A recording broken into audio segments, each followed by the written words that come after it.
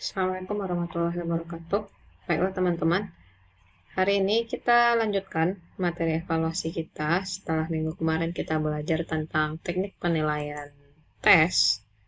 Maka hari ini kita lanjutkan dengan teknik penilaian non-tes, di mana hari ini kita akan membahas tentang karakteristik teknik penilaian non-tes untuk penilaian sikap dan nanti untuk penilaian keterampilan.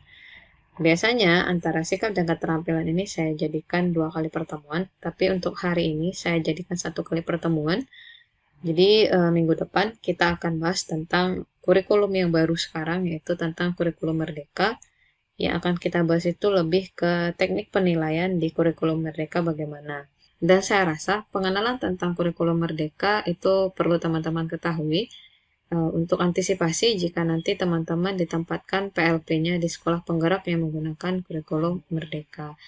Makanya hari ini untuk teknik penilaian non-tesnya saya gabungkan antara penilaian sikap dan penilaian keterampilan. Adapun capaian pembelajaran kita yaitu mahasiswa mampu memahami teknik penilaian non-tes dengan indikator ketepatan menjelaskan karakteristik teknik penilaian non-tes, ketepatan menjelaskan penilaian sikap menggunakan skala Likert, dan ketepatan menyusun penilaian sikap. Yang pertama kita bahas dulu teknik penilaian non-tes. Teknik penilaian non-tes adalah penilaian pengamatan perubahan tingkah laku yang berhubungan dengan apa yang dapat diperbuat atau dikerjakan oleh peserta didik dibandingkan dengan apa yang diketahui atau dipahaminya. Jadi di sini lebih fokusnya ke tingkah laku, di mana umumnya untuk teknik penilaian non-tes ini digunakan untuk menilai kepribadian peserta didik secara menyeluruh, meliputi sikap, tingkah laku, sifat, sikap sosial, ucapan, riwayat hidup, dan lain-lainnya. Dan kelebihan dari non-tes ini daripada tes yaitu sifatnya itu lebih komprehensif. Jadi dapat digunakan untuk menilai berbagai aspek dari individu sehingga tidak hanya fokus untuk menilai aspek kognitif saja tetapi juga dapat mengukur aspek afektif dan psikomotor nantinya. Dan penilaian non-tes ini biasanya digunakan untuk mengukur penilaian sikap dan psikomotor. Penilaian sikap itu dilakukan untuk mengetahui sikap peserta didik terhadap mata pelajaran, kondisi pembelajaran, pendidik, dan sebagainya. Kemudian, jenis-jenis dari penilaian sikap itu ada observasi, penilaian diri, penilaian teman sejawat, dan jurnal catatan guru. Di dalam kurikulum 2013, penilaian sikap ini terbagi menjadi 2, yaitu ada penilaian untuk sikap spiritual, di mana sikap spiritual ini terkait dengan pembentukan peserta didik yang beriman dan bertakwa. Kemudian satu lagi yaitu sikap sosial. Sikap sosial ini terkait dengan pembentukan peserta didik yang berakhlak mulia, mandiri, demokratis, dan bertanggung jawab. Kemudian sikap spiritual itu merupakan perwujudan dari menguatkan interaksi vertikal dengan Tuhan Yang Maha Esa. Jadi tujuannya itu untuk menguatkan interaksi vertikal dengan Tuhan Yang Maha Esa. Sedangkan sikap sosial itu merupakan perwujudan eksistensi kesadaran dalam upaya mewujudkan harmoni kehidupan. Di mana cakupan sikap spiritual itu yaitu menghargai dan menghayati ajaran agama yang dianut, sedangkan cakupan sikap sosial itu ada 7, yaitu jujur, disiplin, tanggung jawab, toleransi, gotong royong, santun, dan percaya diri. Kita lihat perumusan indikator dan contoh indikator sikap. Yang pertama kita lihat dulu sikap spiritual. Sikap spiritual itu kan tadi menghargai dan menghayati ajaran agama yang dianut. Contoh indikatornya yaitu berdoa sebelum dan sesudah menjalankan sesuatu, menjalankan ibadah tepat waktu, memberikan salam pada saat dan awal presentasi sesuai agama yang dianut, bersyukur atas nikmat dan karunia Tuhan Yang Maha Esa, mensyukuri kemampuan manusia dalam mengendalikan diri, dan mengucapkan syukur, serta banyak lainnya. Nah, ini adalah contoh-contoh indikator yang dapat kita gunakan. Apakah indikator ini dapat dikembangkan lagi? Boleh. Boleh dikembangkan lagi nantinya. Kemudian kita lihat untuk yang sikap sosial. Sikap sosial itu yang pertama, jujur. Jujur adalah perilaku dapat dipercaya dalam perkataan, tindakan, dan pekerjaan. Dengan contoh indikator yang bisa kita gunakan, yaitu tidak mencontek dalam mengerjakan ujian, tidak menjadi plagiat, mengungkapkan perasaan apa adanya, menyerahkan kepada yang berwenang barang yang ditemukan. Jadi jika ada barang yang hilang, dia menemukannya, dia akan menyerahkan kepada pihak yang berwenang. Kemudian membuat laporan berdasarkan data atau informasi apa adanya, tidak melakukan tidak melakukan modifikasi data, kemudian mengakui kesalahan atau kekurangan yang dimiliki. Ini untuk sikap jujur. Nanti boleh dikembangkan lagi ya. Yang kedua yaitu disiplin, yaitu tindakan yang menunjukkan perilaku tertib dan patuh pada berbagai ketentuan dan peraturan. Di mana contoh indikatornya itu ada datang tepat waktu, patuh pada aturan sekolah atau aturan yang dibentuk bersama, kemudian mengumpulkan tugas sesuai dengan waktu yang ditentukan, dan mengikuti kaidah berbahasa tulis yang baik dan benar. Nanti boleh dikembangkan lagi indikator-indikator disiplin yang lainnya. Yang ketiga, tanggung jawab. Tanggung jawab itu adalah sikap dan perilaku seseorang untuk melaksanakan tugas dan kewajibannya yang seharusnya dilakukan terhadap diri sendiri, masyarakat, lingkungan, negara, dan Tuhan Yang Maha Esa. Jadi tanggung jawab itu nggak hanya sesama manusia aja, kepada Tuhan Yang Maha Esa juga harus dilakukan. Contohnya itu seperti ini, melaksanakan tugas individu dengan baik, menerima risiko dari tindakan yang dilakukan, tidak menyalahkan atau menuduh orang lain tanpa bukti yang akurat, kemudian mengambil barang yang dipinjam, mengakui dan meminta maaf atas kesalahan yang dilakukan, menepati janji, dan tidak menyalahkan orang lain untuk kesalahan tindakan kita sendiri. Nah, ini beberapa contoh dari indikator tanggung jawab. Yang keempat, toleransi. Toleransi itu adalah sikap dan tindakan yang menghargai keberagaman latar belakang, pandangan, dan keyakinan. Contohnya itu tidak mengganggu teman yang berbeda pendapat. Jadi walaupun berbeda pendapat, nanti kita harus saling menghargai. Jangan temannya berbeda pendapat dengan kita, kitanya merasa kitanya yang paling benar. Itu tidak boleh. Kemudian menerima kesepakatan meskipun berbeda dengan pendapatnya, dapat menerima kekurangan orang lain, dapat memaafkan kesalahan orang lain, dan sebagainya. Yang kelima yaitu gotong royong. Gotong royong ini adalah bekerja bersama-sama dengan orang lain untuk mencapai tujuan bersama dengan saling berbagi tugas dan tolong-menolong secara ikhlas. Gotong royong di sini bukan gotong royong dalam misalnya dalam ujian kalian gotong royong, itu mah bukan sesuatu yang dibenarkan gitu. Itu tidak benar. Contohnya, contoh indikatornya di sini yaitu terlibat aktif dalam bekerja bakti, membersihkan kelas atau sekolah, kesediaan melakukan tugas sesuai kesepakatan. Ini biasanya dalam tugas kelompok ya. Kemudian bersedia membantu orang lain tanpa mengharapkan imbalan, jangan mengharapkan imbalan, pujian atau imbalan-imbalan lainnya. Kemudian aktif dalam kerja kelompok, memusatkan perhatian pada tujuan kelompok, tidak mendahulukan kepentingan pribadi, mencari jalan untuk mengatasi perbedaan pendapat atau pikiran antara diri sendiri dengan orang lain, dan mendorong orang lain untuk bekerja sama demi mencapai tujuan bersama. Yang keenam, santun dan sopan, yaitu sikap baik dalam pergaulan, baik dalam berbahasa maupun bertingkah laku. Di sini kita harus memperhatikan norma kesantunan, di mana norma kesantunan itu biasanya bersifat relatif. Artinya, yang dianggap baik atau yang dianggap santun pada tempat dan waktu tertentu bisa menjadi tidak baik dan tidak sopan di waktu yang lain. Jadi, sesuaikan sopan dan santun itu dengan kondisi yang ada.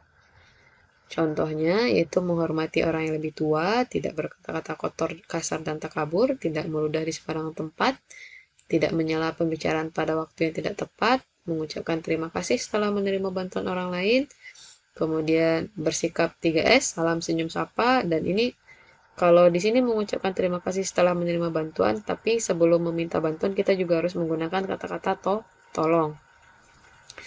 Kemudian meminta izin ketika akan memasuki ruangan orang lain atau menggunakan barang milik orang lain dan memperlakukan orang lain sebagaimana diri sendiri ingin diperlakukan. Jadi jangan egois. Yang ketujuh, percaya diri yaitu kondisi mental atau psikologi seseorang yang memberi keyakinan kuat untuk berbuat atau bertindak. Adapun contoh indikatornya yaitu berpendapat atau melakukan kegiatan tanpa ragu-ragu, membuat keputusan dengan cepat, tepat, tidak mudah putus asa, tidak canggung dalam bertindak, berani presentasi di depan kelas, berani berpendapat, bertanya, atau menjawab pertanyaan. Ini untuk contoh sikap percaya diri. Itu tujuh sikap sosial. dan contoh-contoh indikatornya. Sekarang kita lihat teknik dan instrumen penilaian sikap. Jadi kompetensi yang akan dinilai apa? Kompetensi sikap atau afektif. Teknik penilaiannya ada 4. Teknik penilaian ada 4 ini, inilah instrumennya. Jadi untuk observasi ini bisa secara langsung atau tidak langsung. Kita dapat menggunakan pedoman observasi atau dengan menggunakan daftar cek. Di mana daftar cek ini nantinya dilengkapi dengan skala penilaian dan rubrik penilaiannya. Sedangkan untuk penilaian diri, kita itu dapat menggunakan lembar penilaian diri. Lembar penilaian diri ini berupa daftar cek juga nantinya yang dilengkapi dengan skala. Dan penilaian teman sejawat sama, yaitu berupa daftar cek yang dilengkapi dengan skala penilaian dan rubrik penilaian. Dan yang terakhir itu ada jurnal. Jurnal ini itu lembar jurnal yang diisi oleh guru nantinya. Kita bahas satu-satu. Yang pertama, kita bahas teknik observasi. Observasi ini biasanya dilakukan secara berkesinambungan dengan menggunakan indera, baik secara langsung maupun tidak langsung, dengan menggunakan instrumen yang berisi sejumlah indikator perilaku yang diamati. Jadi ada indikator-indikator apa saja nantinya yang akan kita amati, maka indikator yang akan kita amati itu ada di dalam lembar observasi, biasanya berupa bentuk pernyataan nantinya atau pertanyaan. Katanya tadi kan bisa langsung dan tidak langsung. Kalau observasi langsung biasanya dilaksanakan oleh guru secara langsung tanpa perantaran orang lain. Sedangkan observasi tidak langsung yaitu dengan bantuan orang lain. Bisa guru lain, orang tua, peserta didik, dan karyawan sekolah. Jadi banyak pihak yang nantinya yang bisa membantu. Dan bentuk instrumen yang digunakan itu yaitu pedoman observasi yang berupa daftar cek atau skala penilaian yang disertai dengan rubrik. Jadi dia bisa berupa daftar cek atau berupa skala penilaian yang disertai dengan rubrik. Nah, kalau daftar cek biasanya digunakan untuk mengamati ada atau tidaknya suatu sikap atau perilaku. Kalau ada ya kita checklist pada ada, kalau tidak ya tidak. Kemudian kalau pedoman observasi biasanya dilengkapi dengan rubrik dan petunjuk penskolarannya nantinya. Kemudian tadi kan pakai skala. Skala itu penilaian untuk menentukan posisi sikap atau perilaku peserta didik dalam suatu rentangan sikap. Di mana rentang skala hasil pengamatan itu bisa berupa skalanya yaitu ada selalu, sering, kadang-kadang tidak pernah. Biasanya selalu ini poinnya 4, sering ini 3, kadang-kadang 2, dan tidak pernah 1. Atau yang menggunakan skala yang kedua itu sangat baik, baik, cukup baik, dan kurang baik. Sangat baik itu 4, baik itu 3, cukup baik itu 2, dan kurang baik itu 1 biasanya.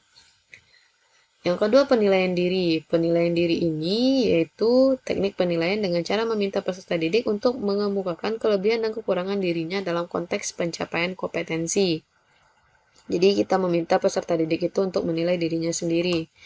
Kemudian instrumen yang digunakan berupa lembar penilaian diri, menggunakan daftar cek atau skala penilaian yang disertai dengan rubrik. Dan skala yang kita gunakan itu ada skala Likert, yaitu skala yang dapat dipergunakan untuk mengukur sikap, pendapat, dan persepsi seseorang atau sekelompok orang mengenai suatu gejala atau fenomena. Skala Likert ini seperti yang tadi, ada yang selalu, seperti yang ini ya. Seperti yang selalu, sering, kadang-kadang, dan tidak pernah. Biasanya skala Likert ini terdiri dari 1 sampai 4 atau 1 sampai 5 nanti rentang skornya. Yang kedua, skala semantik diferensial, yaitu skala untuk mengukur sikap yang skalanya itu tersusun dalam satu garis kontinu, di mana jawaban yang sangat positif terletak di bagian kanan garis dan jawaban yang sangat negatif terletak di bagian kiri garis, atau sebaliknya. Contoh skala semantik diferensial ini seperti ini. Ini ya skala yang tertingginya berada di sebelah kiri dan terendahnya berada di sebelah kanan. Pertanyaannya itu demokratis. Kalau rasanya dia demokratis, dia akan jawab 7. Kalau dia merasa dia cukup, mungkin 5. Atau kalau dia merasa kurang, 3. Atau sangat tidak demokratis, kalau dia otoriter, dia akan jawab 1. Kemudian bertanggung jawab juga seperti itu. Ada rentang skalanya itu dari 7 sampai 1. Kalau dia bertanggung jawab, berarti dia akan jawab 7 nantinya. Dari dua skala ini, ada satu skala lagi yang dapat teman-teman gunakan, yaitu skala Goodman namanya. Kalau skala Goodman itu, pilihan jawabannya cuma 2, yaitu iya dan tidak. Selanjutnya kita lihat penilaian teman sejawat. Penilaian teman sejawat itu yaitu penilaian antar peserta didik, di mana penilaian ini dilakukan dengan cara meminta peserta didik untuk saling menilai terkait dengan pencapaian kompetensi. Jadi nanti si A nilai si B menilai si C menilai si D, dan selanjutnya. Kemudian instrumen yang digunakan itu yaitu berupa daftar cek dan skala penilaian yang dilengkapi dengan rubrik penskoran.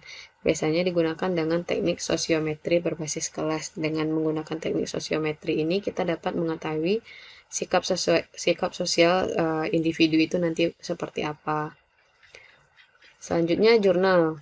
Jurnal ini merupakan catatan pendidik di dalam dan di luar kelas yang berisi informasi hasil pengamatan tentang kekuatan dan kelemahan peserta didik yang berkaitan dengan sikap dan perilaku peserta didik itu. Dan kelebihan dari jurnal ini yaitu peristiwa atau kejadian itu dapat dicatat dengan segera. Jadi ketika si siswanya melakukan tindakan positif langsung dicatat, ketika si siswanya melakukan tindakan negatif langsung dicatat gitu. Sehingga karena langsung dicatat itu dia bersifat asli dan objektif dan dapat digunakan untuk memahami peserta didik dengan lebih tepat. Kalau observasi kan kita mengobservasi, kadang kan yang kita observasi itu tidak selalu muncul. Jadi tidak real time gitu penilaiannya. Tapi kalau jurnal ini real time, kapan terjadi langsung kita tuliskan. Namun dia juga memiliki kelemahan. Kelemahannya itu reliabilitasnya rendah. Jadi selain itu dia juga menuntut waktu yang banyak serta perlu kesabaran dalam menanti munculnya peristiwa. Jadi kalau peserta didiknya tidak melakukan tindakan positif dan negatif, biasa-biasa aja ya tidak ada yang bisa kita catat. Makanya di sana perlu kesabaran dan menuntut waktu yang lama. Jadi karena menunggu itu biasanya dapat mengganggu perhatian dan tugas guru, dan apabila si kejadiannya sudah muncul dan tidak dicatat langsung, maka objektivitasnya juga bakalan berkurang. Bisa jadi nanti gurunya kejadiannya kemarin, gurunya baru ingat sekarang gitu. Jadi nanti objektivitasnya akan berkurang gitu. Itu kelebihan dan kelemahan dari jurnal. Sekarang kita lihat contoh dari kompetensi sikap spiritual. Jadi, kompetensi sikap spiritual itu berada pada KI 1, yaitu kompetensi inti 1, di mana kompetensi inti 1 itu menghayati dan mengamalkan ajaran agama yang dianutnya. Dengan kompetensi dasarnya, menyadari kebesaran Tuhan yang menciptakan dan mengatur alam jagat raya melalui pengamatan fenomena alam fisis dan pengukurannya. Adapun indikator yang coba saya kembangkan yaitu peserta didik mengucapkan doa sebelum memulai pembelajaran, peserta didik mengucapkan rasa syukur atas karunia Tuhan, peserta didik mengucapkan salam sebelum dan sesudah menyampaikan pendapat, peserta didik mengucapkan syukur ketika berhasil mengerjakan sesuatu, dan peserta didik memelihara hubungan baik dengan sesama umat ciptaan Tuhan Yang Maha Esa. Ini contoh aja ya, nanti kalau teman-teman mau mengembangkan lagi ya silahkan. Contoh instrumen sikapnya yaitu seperti ini. Jadi nanti ini diisi oleh guru dengan pedoman ini skalanya. Skalanya dari 1 sampai 4 yaitu selalu, sering, kadang-kadang, dan tidak pernah. Jadi kalau dia selalu apabila selalu melakukan sesuai dengan pernyataan, sering itu apabila sering melakukan sesuai pernyataan, kalau 1 tidak pernah. Nanti di sini dimasukin nama peserta didiknya siapa, kelas berapa, tanggal pengamatannya, materinya apa. Nah, ini adalah aspek pengamatannya. Karena tadi kan indikator saya ada berdoa sebelum dan sesudah melakukan sesuatu, makanya ini aspek pengamatannya yang pertama, berdoa sebelum dan sesudah melakukan sesuatu. Jika dia selalu berdoa, berarti kita checklist di 4. Jika sering di 3. Kalau tidak pernah berdoa di 1. Begitu juga dengan mengucapkan rasa syukur, memberi salam, mengucapkan syukur ketika berhasil mengerjakan sesuatu, dan memelihara hubungan baik dengan sesama umat ciptaan Tuhan. Nah, ini contoh instrumen sikap yang bisa digunakan. Tapi kenyataannya di lapangan, kalau ini kita gunakan, biasanya ini akan memakan waktu yang lama dan menggunakan banyak kertas nantinya. Jadi satu orang peserta didik itu membutuhkan 1 kertas. Jadi nanti bisa dikreasikan lagi sama teman-teman kira-kira mau dibikin seperti apa agar dia tidak banyak memakan kertas.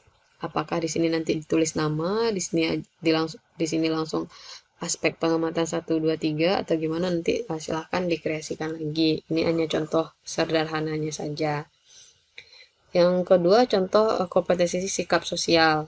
Di sini untuk kompetensi sikap sosial itu berada pada KI 2, di mana KI 2 itu menghayati dan mengamalkan perilaku jujur, disiplin, tanggung jawab, peduli. Peduli itu terdiri dari gotong royong, kerjasama, toleran, damai, santun, responsif, dan proaktif, dan menunjukkan sikap sebagai bagian dari solusi atas berbagai permasalahan dalam berinteraksi secara efektif dengan lingkungan sosial, alam, serta dalam menempatkan diri sebagai cerminan bangsa dalam pergaulan dunia.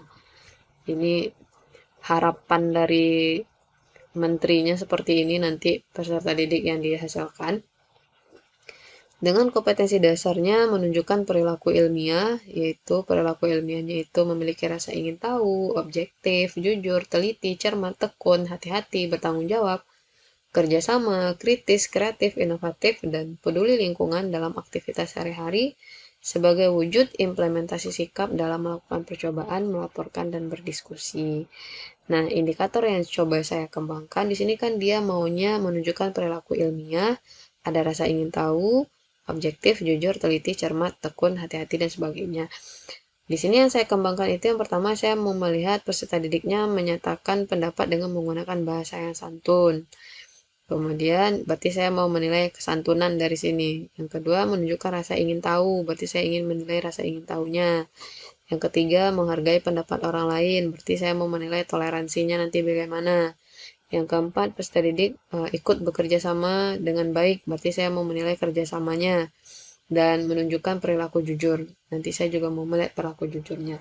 Ini hanya beberapa contoh yang dikembangkan. Di sini kan banyak nih sikap-sikap yang diharapkan. Apakah harus semuanya? Tidak, tidak harus semuanya. Cukup teman-teman ngambil yang modusnya saja. Modus di sini bukan modus yang bukan modus seperti yang teman-teman pikirkan. Modus di sini adalah kejadian yang sering muncul atau sikap apa yang sering muncul di peserta didiknya. Misalnya sikap yang sering muncul itu adalah jujur, maka dapat teman-teman kembangkan indikator jujur. Kemudian yang sering muncul itu misalnya tanggung jawabnya, maka nanti kembangkan yang tanggung jawabnya. Jadi tidak harus semuanya, cukup ngambil yang modusnya saja.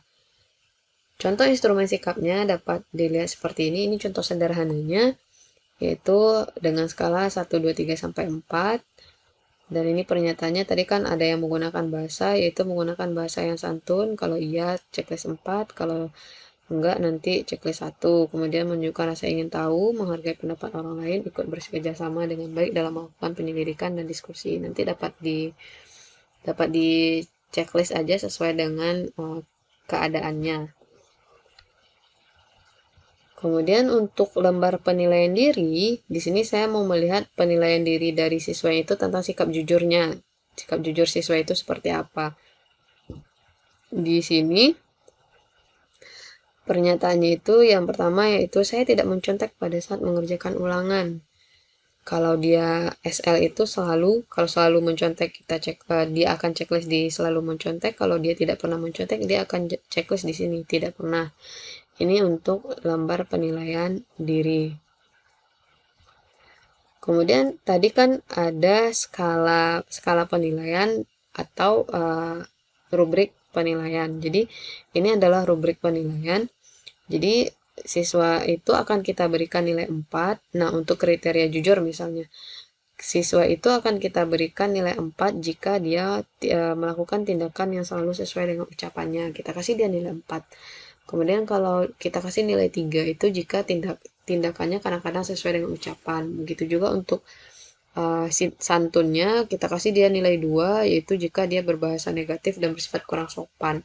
Jadi selain skala Likert yang tadi kan skalanya cuman 4 itu selalu, 3 itu sering, kemudian 2 itu kadang-kadang. Itu kan penilaian secara umum, tapi secara khususnya nanti dapat teman-teman gunakan rubrik penilaian seperti ini. Misalnya ketika melihat siswanya berbahasa positif dan bersikap sopan, langsung teman-teman kasih nilai 4. Kan tidak selalu. Kalau yang tadi kan kita hanya melihat dari rentang frekuensi kejadiannya seperti apa. Kalau ini lebih spesifik apa yang akan kita nilai. Jadi saya menyarankan gunakan rubrik penilaian seperti ini. Kemudian contoh jurnal. Di sini ada Contoh jurnal itu bentuknya seperti ini. Di sini ada mata pelajaran fisika, nama peserta didiknya resistor, kelas 10 tahun pelajaran 2020-2021. Nah, di sini ada nomor, waktu, kejadian, plus minus, dan tindak lanjut. Contoh, pada nomor 1, hari Senin tanggal 3 Februari 2021, pukul 9.10. Si resistor ini meninggalkan laboratorium tanpa membersihkan meja dan alat-alat yang sudah dipakai. Berarti dia melakukan tindakan negatif. Tindak lanjut gurunya apa? Dipanggil untuk membersihkan meja dan alat-alat yang sudah dipakai dan dilakukan pembinaan. Kemudian Senin 10 Februarinya dia melaporkan bahwa dia memecahkan gelas kimia tanpa sengaja sewaktu melakukan praktikum. Nah, dia kan jujur berarti ya. Berarti tindakannya itu positif. Nah, tindak lanjut dari gurunya apa? Diberi apresiasi karena kejujurannya dan diingatkan agar lain kali lebih berhati-hati. Ini adalah contoh jurnal. Jadi jurnal itu akan diisi ketika memang kejadian itu terjadi. Jadi dia real time. Kita lanjutkan masih tentang teknik penilaian non-tes, tapi lebih ke penilaian psikomotor. Di mana nanti kita akan membahas tentang penilaian unjuk kerja, penilaian proyek, penilaian produk, dan penilaian portofolio. Adapun capaian pembelajaran kita, yaitu mahasiswa mampu memahami teknik penilaian non-tes dengan indikator ketepatan menjelaskan penggunaan penilaian kinerja, penilaian unjuk kerja dalam pembelajaran fisika, ketepatan menjelaskan penggunaan penilaian proyek dan produk dalam pembelajaran fisika, kemudian ketepatan menjelaskan penggunaan penilaian portofolio dan ketepatan menyusun penilaian ranah psikomotor. Ke teknik dan instrumen penilaian psikomotor, di mana teknik penilaian untuk psikomotor itu ada 4, yaitu ada unjuk kerja atau tes praktek, proyek, kemudian ada proyek, produk, dan portofolio. Dengan instrumennya semuanya itu dapat menggunakan daftar cek dan daftar cek itu dilengkapi dengan skala penilaian dan dilengkapi dengan rubrik penskoran nantinya. Oke, kita bahas satu-satu ya. Yang pertama kita bahas dulu penilaian unjuk kerja. Penilaian unjuk kerja ini merupakan penilaian dilakukan dengan mengamati kegiatan peserta didik dalam melakukan sesuatu. Jadi ketika peserta didik melakukan sesuatu, kita amati, di mana penilaian unjuk kerja ini cocok untuk menilai penyajian atau presentasi lisan. Jadi ketika peserta didik itu diskusi, kita perhatikan, dan nanti ketika dia presentasi lisan juga kita perhatikan. Di mana pada presentasi lisan ini yang dilihat yaitu keterampilan berbicara di depan kelas, keterampilan berpidato, berdiskusi di dalam kelompoknya, itulah yang akan kita nilai. Kemudian penilaian unjuk kerja ini juga cocok untuk menilai cara siswa untuk memecahkan masalah pembelajaran dalam kelompok. Kemudian juga cocok untuk menilai partisipasi kerja dalam diskusi kelompok, dan cocok juga untuk menilai atau digunakan pada saat mengoperasikan peralatan praktikum di laboratorium. Jadi ketika diskusi dan praktek di laboratorium, jadi sangat cocok digunakan penilaian unjuk kerja. Kemudian unjuk kerja ini menuntut peserta didik melakukan keterampilan berupa aktivitas yang sesuai dengan tuntutan kompetensi. Ini sudah diatur nantinya di dalam KD yang keempat, yaitu tentang KD keempat itu lebih fokusnya ke keterampilan nantinya. Dan aspek yang dinilai dalam penilaian praktik itu ditulis dalam rubrik penilaian, di mana rubrik penilaian itu berisi kriteria-kriteria berkaitan dengan langkah-langkah yang dilakukan pada saat mengerjakan suatu aktivitas. Jadi nanti rubrik penilaiannya itu berisi dari tahap 1 sampai tahap akhir nantinya. Dimulai dari tahap 1 misalnya mengamati, sampai nanti tahap akhirnya mempresentasikan. Nah, ini adalah contoh penilaian untuk unjuk kerja. Misalnya di sini ada namanya siapa gitu. Misalnya namanya resistor. Kemampuan dia merangkai alat gimana, kemudian kalau kemampuan dia mengamati, kemudian kemampuan dia dalam mengambil data nantinya, kemudian kemampuan dia dalam menyimpulkan, kemudian jumlah skornya berapa dan nilainya berapa. Untuk ini nanti ada rubrik penskorannya. Contohnya seperti ini. Misalnya merangkai alat. Jika rangkaian alatnya itu tidak benar, maka kita nanti berikan nilai 1 di sini. Tapi jika rangkaian alatnya itu benar, tetapi tidak rapi atau tidak memperhatikan keselamatan kerja, maka kita beri nilai 2. Dan jika rangkaian alatnya benar, rapi, dan memperhatikan keselamatan kerja, maka kita berikan nilai 3. Begitu juga dengan pengamatan, kemudian data yang diperoleh dan kesimpulan. Jadi setiap step ini memiliki nilai sendiri. Jadi 1, 2, 3-nya tergantung rubrik penskoran ini. Inilah gunanya dari rubrik penskoran. Jadi lebih jelas yang harus kita nilai itu apa dan yang harus kita amati itu apa dan apa yang kita tuntut dari peserta didik itu juga lebih jelas nantinya. Kemudian ini adalah contoh penilaian diskusi. Kalau penilaian diskusi itu skornya ada 1 sampai 4 rentangnya. Di sini nanti deskripsinya bisa jadi keterangan apa yang akan kita berikan mengenai skor yang kita berikan. Di sini nanti adalah nilainya. Ini untuk diskusi itu ada beberapa yang bisa kita nilai, bisa informasi, penggunaan fakta atau statistik, antusiasme, keaktifan, atau nanti teman-teman juga bisa tambahkan intonasi atau pemilihan kata, penjelasan, dan sebagainya. Jadi ini untuk penilaian diskusi ini dapat teman-teman variasikan lagi nantinya, disesuaikan lagi dengan apa yang ingin teman-teman nilai. Sedangkan untuk contoh rubrik penilaian diskusi, silahkan dikembangkan sendiri. Boleh bebas, misalnya informasi, teman-teman akan memberikan nilai 4 jika informasi yang diberikan jelas, tepat, dapat mudah dipahami, dan apalah terserah teman-teman nantinya mau membuat patokannya seperti apa. Yang kedua, penilaian proyek. Penilaian proyek ini yaitu penilaian terhadap suatu tugas yang mengandung penyelidikan yang harus selesai dalam waktu tertentu. Jadi, misalnya seperti teman-teman melakukan tugas proyek Matfish misalnya. Itu kan teman-teman disuruh menyelidiki penerapan Matfish dalam aplikasi di fisikanya. Nah, itu kan nanti disuruh melakukan penyelidikan dan harus selesai dalam waktu tertentu, ada rentang waktunya. Kemudian, penugasan tersebut meliputi dari perencanaan, pengumpulan data, analisis data, penyediaan data, hingga pelaporan. Dan periode waktu untuk menyelesaikan itu tergantung kompleksitas tugasnya. Misalnya dalam 1 minggu, 2 minggu, 1 bulan, atau 1 semester. Tergantung tingkat kesusahan proyeknya bagaimana. Kemudian penilaian proyek ini dapat memberikan informasi tentang kemampuan peserta didik dalam memahami, mengaplikasikan, dan menyampaikan informasi tentang materi tertentu. Jadi ini adalah penjelasan tentang penilaian proyek.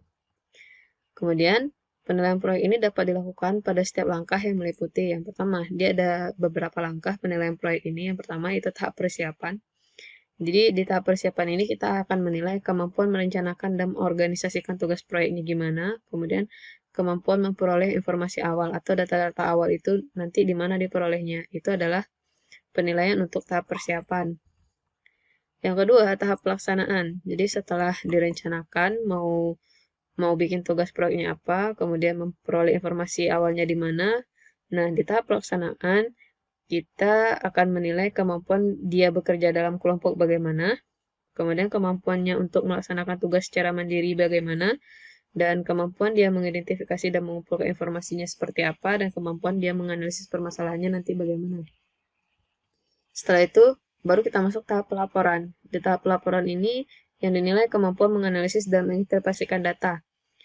Data yang dia peroleh tadi, bagaimana cara dia menganalisis dan menginterpretasikan data itu. Kemudian bagaimana juga kemampuan dia membuat laporan dan kemampuan dia menyampaikan hasilnya bagaimana. Ini adalah 3 tahapan yang dinilai pada penilaian proyek. Contohnya bisa seperti ini. Mata pelajarannya apa, nama proyeknya apa, alokasi waktunya berapa, entah itu 1 bulan, 1 minggu, atau 1 semester, guru pembimbingnya siapa, nama siswanya siapa, NIS-nya berapa, dan kelas berapa. Contoh rubriknya, contoh format penilaiannya adalah seperti ini, yaitu perencanaan itu yang dinilai persiapan dan rumusan judulnya bagaimana. Skor 1, 2, 3, 4, sampai 5 ini nanti disesuaikan lagi dengan rubrik penskorannya.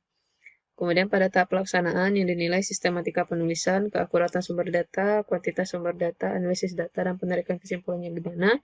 Dan pada tahap pelaporan yang dinilai itu performance dan presentasi atau penguasaannya bagaimana nantinya. Ini contoh formatnya, sedangkan untuk rubrik penskorannya bisa dikembangkan lagi sendiri nanti. Kemudian kita lihat penilaian produk. Penilaian produk itu yaitu penilaian terhadap kemampuan membuat produk teknologi atau dan seni. Jadi bisa teknologi dan seni atau teknologi bisa jadi teknologi atau seni gitu. Pilih salah satunya. Jadi kalau penilaian proyek kita lebih melakukan penyelidikan, kalau penilaian produk itu ada barang yang kita hasilkan nantinya. Ada produk yang kita hasilkan, itu bedanya. Kemudian hasil kerja peserta didik dapat berupa produk yang terbuat dari kain, kertas, metal, kayu plastik, keramik, hasil karya seni, seperti lukisan, gambar, patung, dan karya sastra, dan laporan hasil penelitian. Jadi penilaian produk yang dinilai itu bisa seperti itu. Kalau di fisika biasanya yang lebih sering dinilai itu bisa seperti pembuatan alat praktikum sederhana atau laporan hasil percobaan nantinya.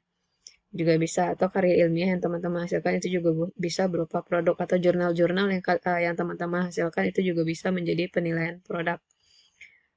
Kemudian apa saja yang akan kita nilai? Yang pertama itu di tahap persiapan yang kita nilai itu adalah kemampuan merencanakan atau mengembangkan gagasan dan mendesain produknya seperti apa.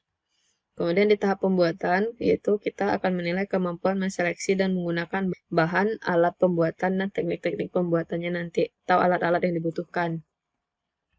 Dan yang ketiga, pada tahap penilaian atau pelaporan ini bisa juga kita dapat menilai kemampuan membuat produk sesuai dengan kegunaan atau fungsi dan keindahannya nanti bagaimana.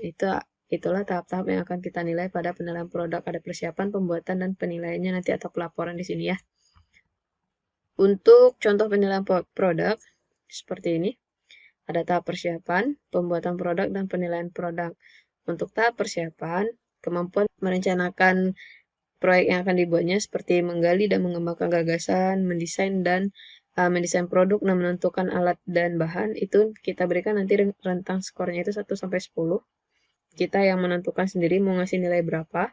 Di tahap pembuatan produk yang akan dinilai kemampuan menyeleksi dan menggunakan bahan, kemudian kemampuan menyeleksi dan menggunakan alat-alat, dan kemampuan menyeleksi dan menggunakan teknik. Ini skornya juga 1-10.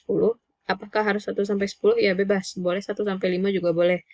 1-3 nanti juga boleh, tergantung teman-teman mau bikin rubrik penskorannya bagaimana. Tapi kalau teman-teman bikin 1-10 biasanya ya pakai pakai menerka-nerka atau mengira-ngira, jadi tidak jelas nantinya mau patokannya seperti apa. Jadi bagusnya boleh seperti ini boleh, tapi nanti untuk keobjektivitasannya dipertanyakan lagi. Jadi biasanya orang-orang itu lebih sering pakai 1-5 atau 1-4 atau 1-3, tergantung rubrik penskoran yang teman-teman variasikan lagi nantinya dan kembangkan mau seperti apa. Kemudian pada tahap penilaian produk yang kita lihat itu yaitu kemampuan peserta didik membuat produk sesuai dengan kegunaan atau fungsinya. Jadi apakah produk yang dibuat itu sudah sesuai dengan kegunaan atau fungsinya atau tidak. Kemudian apakah produknya memenuhi kriteria keindahan atau tidak. Jadi ini contoh aja ya, contoh yang bisa kita nilai. Tapi nanti bisa teman-teman sesuaikan lagi dengan produk yang teman-teman bikin. Jadi beda produk nanti bisa jadi beda lagi contoh penilaian produknya. Terserah kita nanti mau menilai apa.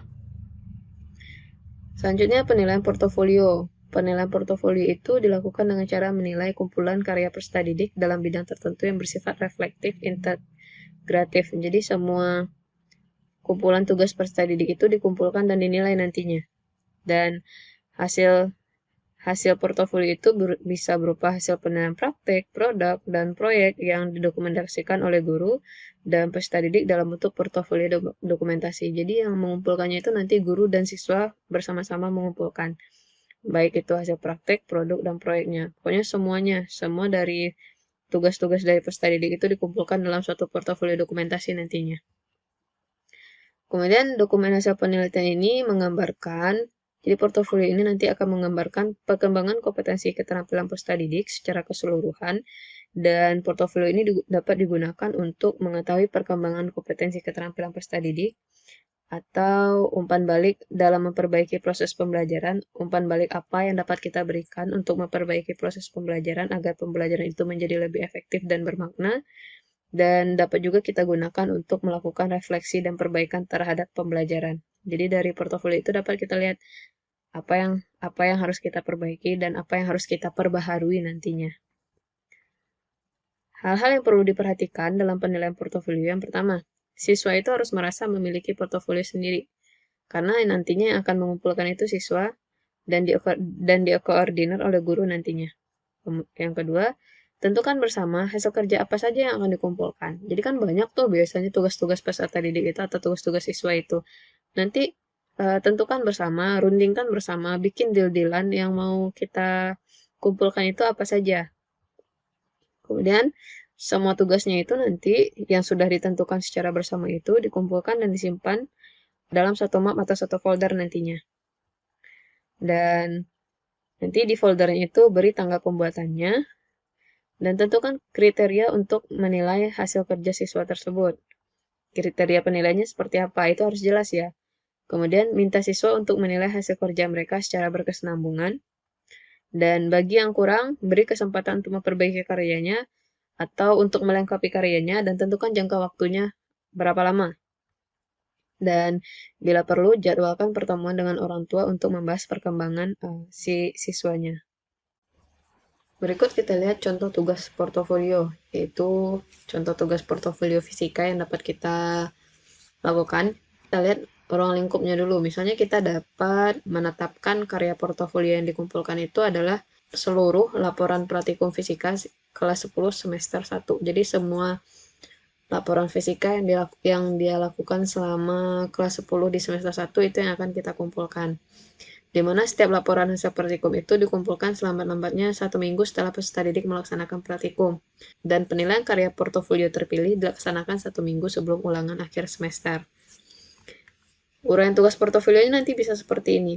Buatlah laporan praktikum fisika untuk seluruh kegiatan praktikum selama semester 1, di mana laporan praktikumnya itu harus meliputi persiapan, pelaksanaan, dan hasil praktik, dan diskusikanlah dengan guru untuk memilih 3 karya laporan praktikummu yang terbaik untuk dinilai. Misalnya, praktikum yang dilakukan itu ada 5, jadi nanti kita akan diskusikan dengan guru, Bu, tugas saya, laporan praktikum saya seperti ini, kira-kira 3 yang harus saya lampirkan sebagai tugas portofolio yang mana. Nah, itu nantinya akan didiskusikan dengan guru.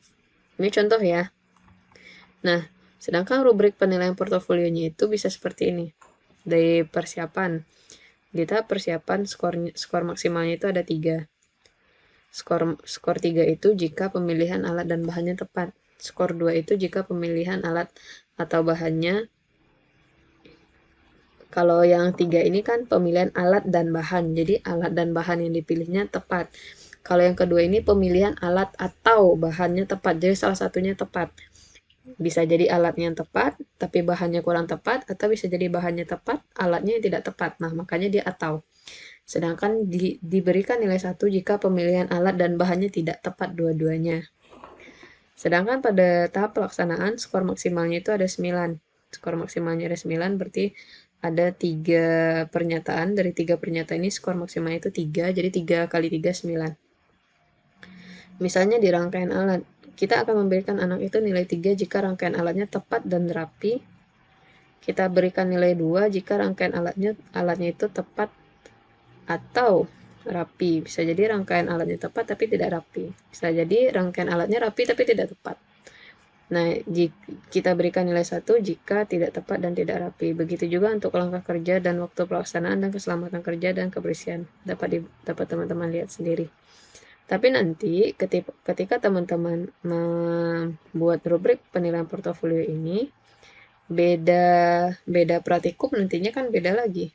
Jadi teman-teman harus tuliskan spesifiknya, misalnya pemilihan alat dan bahan tepat untuk praktikum apa misalnya. Jadi biar jelas nantinya. Kan tidak bisa semua rubrik itu kalau untuk praktikum tidak bisa satu rubrik itu sama untuk semuanya, karena beda praktikum nanti beda lagi hal yang harus kita nilai. Kemudian untuk kriteria hasil, skor maksimumnya itu ada 6. Yang kita nilai itu ada pengolahan data dan simpulannya nanti gimana. Kita kasih nilai 3 jika pengolahan datanya akurat. Kita kasih nilai 2 jika pengolahan datanya kurang akurat, dan 1 jika tidak akurat. Dan kesimpulannya juga gitu. Kalau 3 berarti simpulannya tepat, 2 kurang tepat, dan 1 tidak tepat. Dan yang terakhir baru kita nilai laporannya gimana. Laporan itu skor maksimalnya 3. 3 itu jika tampilannya menarik dan bahasanya sesuai dengan kaidah. Yang kedua tampilannya menarik atau bahasanya sesuai kaidah. Dan yang pertama kalau kita kasih nilai 1, yaitu jika tampilannya tidak menarik dan tidak sesuai dengan kaidah. Ini adalah contoh dari rubrik penilaian portofolio praktik fisika. Oke, sekian yang dapat saya jelaskan. Kita lanjutkan dengan sesi diskusi.